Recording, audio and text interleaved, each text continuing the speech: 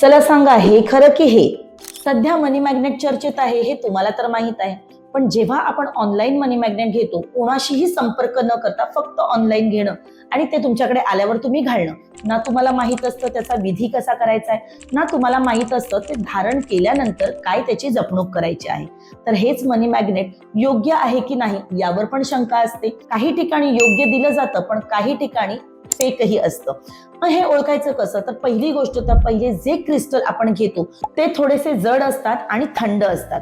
तुमच्या अंगावर धारण केल्यानंतर ते थोडेसे गरम उबदार होऊ शकतात, पण जेव्हा तुम्ही थोडा वेळ बाहेर ठेवता तेव्हा ते पुन्हा त्यांचा थंडावा तुम्हाला थोड्या वेळातच जाणवायला लागतो. असं मनी मॅग्नेट घेणं गरजेचं आहे. पण आपल्याकडे घेतल्यावर काय फायदा होईल? तर आपल्याकडे घेतल्यानंतर तुम्हाला हा फायदा होईल की त्याचा विधी तुम्हाला प्रॉपर दिला जातो. ते कधी घालायचं, कधी नाही घालायचं, त्याला कसं जपायचं, त्याला कसं शुद्ध करायचं, हा सगळा विधी तुम्हाला योग्य पद्धतीने समजवला जातो. आणि जर तुम्हाला काही शंका असेल तर आम्ही इथे आहोतच. अशाच नवनवीन टिप्स जाणून घेण्यासाठी वास्तू मांगेल चॅनेलला फॉलो करा.